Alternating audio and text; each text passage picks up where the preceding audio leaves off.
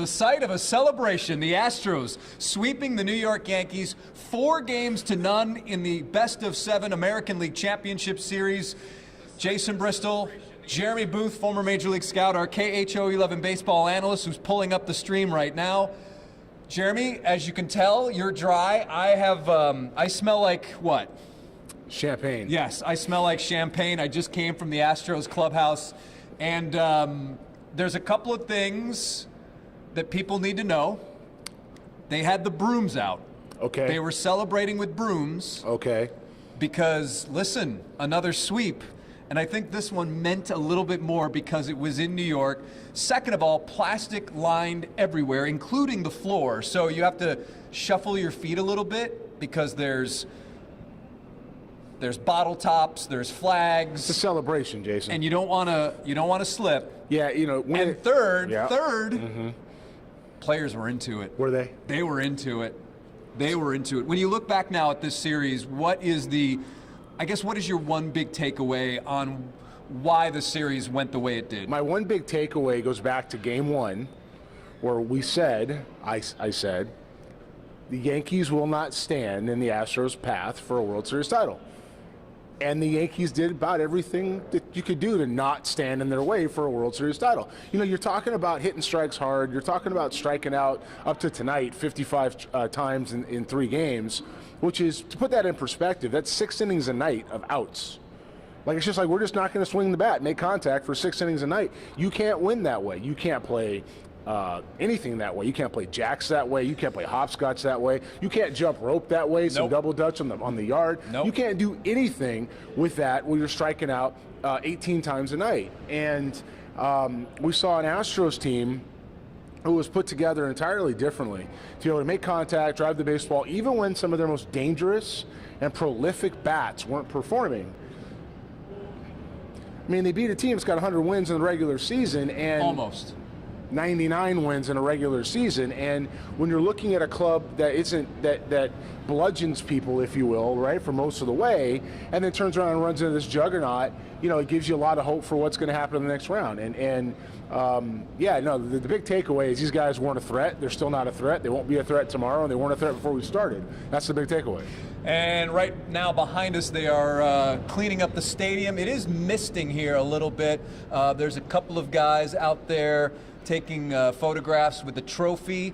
I talked to Ryan Stanek about the bullpen, and really one of the defining storylines of this particular series, in my mind, was their bullpen versus the Astros bullpen, and it was a clear advantage Astros, because once you got past the starters of the Yankees, that's when, from the Astros perspective, that's when the fun began. Yeah, you get in a bullpen for a lot of teams and it's trouble. But this particular club, you know, and I really hate to be able to, like, you know, to have to continue to go at it. But like after Game 1, I'm not going to tell you who, somebody with the Yankees walked by me in the tunnel underneath and said, "We got no chance." And I was like, "You got no chance." And like, no matter how you look at it. Wait a minute. Someone from the Yankees. I don't need a name, but someone from the Yankees organization had heard what you had said, or seen it. Yeah. And said, question your opinion. Just kind of out of the side of his mouth. JB, you have no chance, none.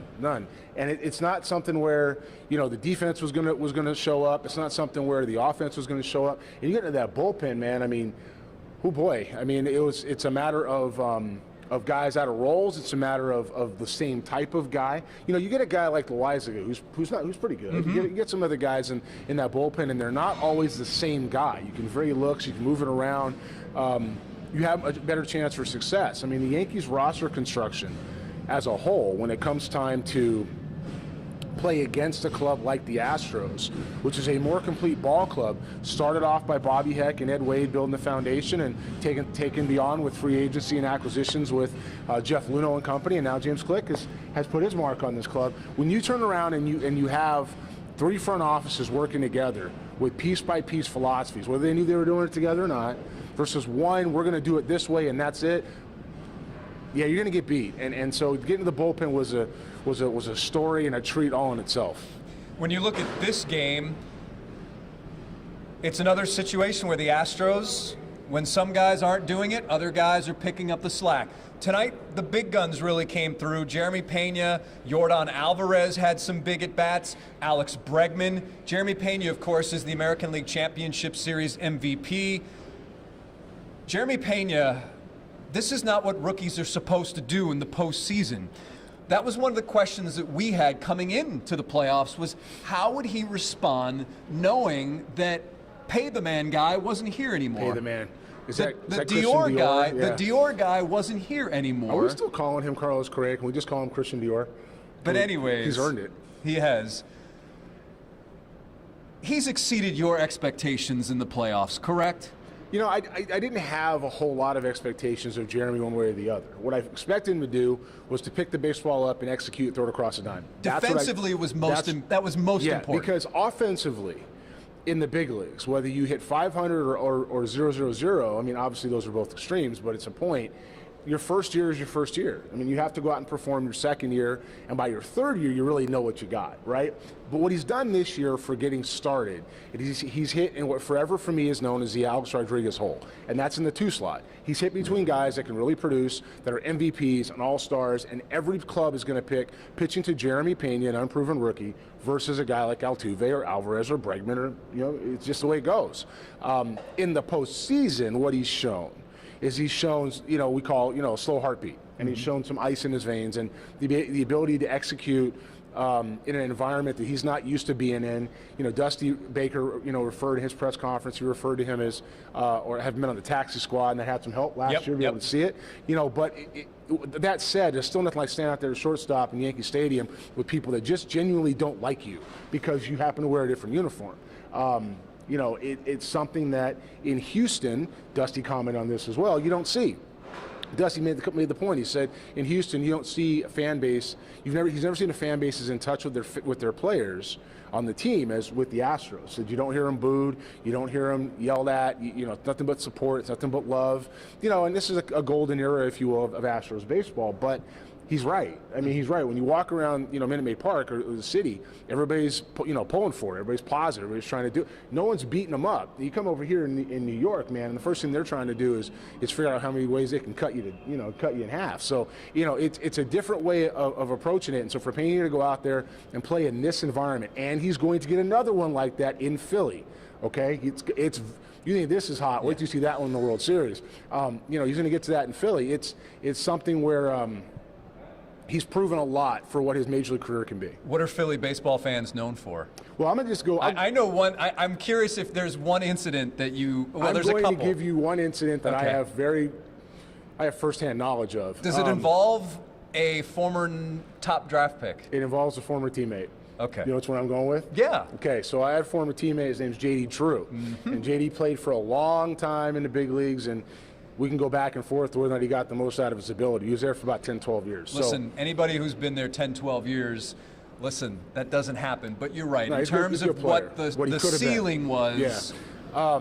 And anyway, so JD's drafted by the Phillies in 1997. He goes second overall, doesn't sign, wants a bunch more money that some other players the year before had gotten through a different situation. Re-enters the draft in 98. And St. Louis takes him. Yep. Fifth, maybe? I'll say 5, 6, somewhere in there. Anyway, he gets to the big leagues in the same year, shows up in, I want to say, in 1998 or 99, it might have been 98, in Philadelphia. And they're throwing batteries at him in left field to the point because he didn't sign. And so he had to come off the field. They stopped the game, went in the dugout.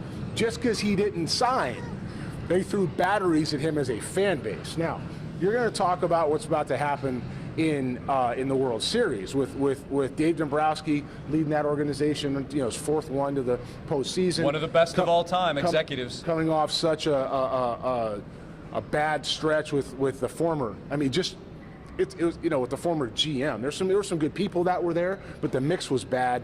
You know, and then what I would like to call the Jason Ochart experiment, which. All right, back up, hitting coach. In the system. In the system, a minor league hitting coach. Yeah, don't get too in the weeds because there's some people who may not know what I'll you're get out of talking the about. weeds. They had some people in their system needed to go, and they did. And what's happened is the culture has changed, and it's moved on. It's a better mix. And so the Phillies fans are going to be very excited to a fault to be there. The city's going to go nuts, and Pena's been baptized in fire, if you will, here in New York for what he's about to see. We haven't done a real deep dive into the Phillies, even though Philadelphia, ironically, was there at Minute Maid, clinching their playoff spot, barely getting in, and they've done what the Washington Nationals did a couple of years ago. Now, when you look at the Phillies, Bryce Harper leading the way, you've got Nola on the mound. They can run out some arms, but position by position, I think that the Astros overall are a much better ball club. And if you look at what Vegas has already put the odds out, they put the odds out as soon as Philadelphia won.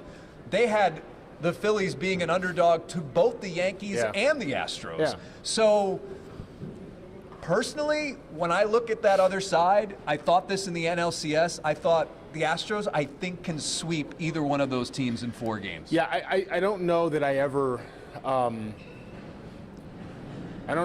to, for me personally, want to put a sweep on any series because it's the postseason. Potentially. But I don't disagree.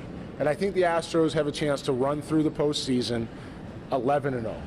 I think they have a chance to go win the World Series convincingly. I think they have a chance to go match up with a team that's playing very hot baseball, very good baseball right now, and just be better across the board. I think they're doing this for the Astros organization is doing this for a couple of reasons. Motivationally, whether they tell you this or not, they're clearly the class of the league. Whether they win the World Series or not, they're the class of the league. Now, they have to go prove it. They're the class of the league. But you've also got an ability to erase something that's in the back of everybody else's minds, no matter how you want to talk about it across the game. They get a chance to go wipe out 2017 and just legitimize that by winning it in 2022. And let's just get this out there now, because I have been over time, not so much this regime, but the last regime, very, very critical of the culture and the way they went about it. And I got, people were upset. Oh, one wrong. And I'm going to say it to you. I'm going to say it to you this way: as bad as that culture was, that's as good as this clubhouse is. That's as good as this culture is now that Jim Crane and Dusty Baker and James Click have put in place. It's the way that these guys are playing. It's the coaching staff. This is the best team in the game. And it doesn't have any signs of slowing down at this point with the people they've brought up. Now, you got to go do it every night in, night out, and you do it every year. But when it comes to what they're going to do now, what the hopes are, what the outlook is for the city of Houston, for the Houston Astros, it's pretty bright. It's pretty bright today, and it's pretty bright for the next couple of years. All right, so Mike is watching here on Facebook. He has a good question. I think Dusty did well setting the ALCS roster. I will just interject that it's not just a Dusty decision. Analytics are involved, the front office. Dusty told us prior to each of the playoff series, I just have one vote. So it's not all Dusty. But he said, do you think he, Astros, will leave it as is or add a position player and keep a reliever off? I think the roster he has right now, they removed Jake Myers before this series and added Seth Martinez. I know there's always this idea of potentially adding a lefty, but when you look at what some of these Astros pitchers do against left-handed hitters, I don't know if that's needed. I think, personally, I think they may stay with this roster. You look at every club and you decide, where you can tweak to better match up. But sometimes you just don't mess with anything. If it ain't broke, don't fix it, right? And this is a pretty good club is the way it's constituted. I mean, we talked about it the other day. You got Ryan Stanek, who led the bullpen in ERA, who isn't getting the rock right now. It's a different club top to bottom. I think you stay with this roster. Dusty does have one vote. James Click will weigh in. The analysts will weigh in. The coaches will weigh in, and then they'll make a decision. It's the one thing about this organization that a lot of people have started to discuss is that Dusty manages by feel and accepts the numbers, and James Click does his thing by numbers and accepts the feel. It's a interesting dichotomy they've got. It can be an interesting balance, but at the end of the day, this roster is fine the way it is. You have probably 30 guys that could go out and win a World Series on this team. The starting pitching has been so good. Lance McCullers had a rough outing in this one. Lance McCullers, when you look at the final numbers of Game 4, 5 innings, 8 hits, 4 runs, 3 earned. He did strike out 6, walked 1. Before the game, you had mentioned that this kind of condition here in New York, cold, windy, kind of misty, that's hard on a pitcher who relies a lot on breaking stuff.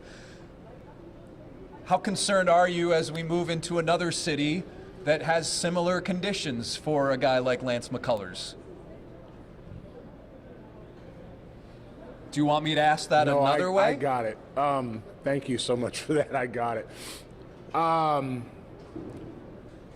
have said for years Lance McCullers belongs in the bullpen. I've also said Lance McCullers deserves to, if he can start, take the ball. He's earned that. If I'm Dusty Baker, I do exactly what he did tonight, and I'm backing into your question. I know I'm backing in. Is that I'm riding him as far as I can because I'm not bringing him back in this series. He's not pitching in the 1 spot, he's not pitching in the 2 spot, and he's not pitching in the 3 spot. You have Garcia. Well, he would have pitched in the 3 spot had it not been for the. Not now. And not now. And I say that because you've got Christian Javier and you've got Garcia, and if you're going to go ahead and take a lump somewhere, it's actually his game. And the reason why it's his game is because he's not going to pitch at home. He is going to pitch in these conditions again. I promise you, the Philadelphia Phillies were here tonight, and they had 6 or 7 scouts here. Yes. Watching what was going on, and they're bearing down on Lance McCullers. Why? Because they're not worried about Verlander. He's Verlander. They're not worried about Valdez. He's Valdez. And when I say not worried about it, it means they know this guy's going to come out and fight every single night. And it's not that Lance isn't, but this is a guy who talked about what a great job the Astros medical staff did to get him back on the field. He praised them publicly not too long ago. Okay. And he took a champagne bottle in the elbow, and he comes out tonight after bumping his start and doesn't have his feel in a very tough environment, which we talked about beforehand, to get it. He's not pitching at Minute Maid Park unless he's out of the bullpen. They may not feel like they need him in the bullpen based on what they got back there. So he's going to have to take the time between now and Game 4 in the next series to make sure that whatever is going on with the elbow, with the champagne elbow or bourbon elbow, whatever happened. He said he was ready to go and there was nothing. I get it. Nothing wrong with it. I get it, but the club felt otherwise, okay? And if the club feels otherwise... Well, the club and he came to a decision according to Lance. That's outstanding. I'm glad for Lance for being so honest. And it's still, at the end of the day, he pitched Game 4, not Game 3. And when I look at that, he's got to put himself back in the 4 spot. He's got to be able to have his issues ready. And if he was 100% healthy, he didn't have his field tonight. He didn't have any finish on the fastball. He didn't have a whole lot of life. He had some backup stuff at the bottom of the zone, which can be good, and took advantage at times of a generous strike zone, especially down. But when it came to the breaking ball, he's a breaking ball dominant guy. He's going to throw that 60% of the time. And if you're not locating that and you're leaving in the middle of the zone, it's a long night. Where he's at needs to be much more efficient with what he does. He needs to be able to execute that pitch in and out of the strike zone. And he didn't have that tonight. So he's going to turn around. He's going to pitch he'll pitch in the 3rd or the 4th spot next time around. We can agree on that. Mm-hmm. It's not 1 or 2, which means he's pitching in Philly. So if he's going to go pitch in Philly, he has to do the opposite of what he did tonight, and that is make sure he's sharp early.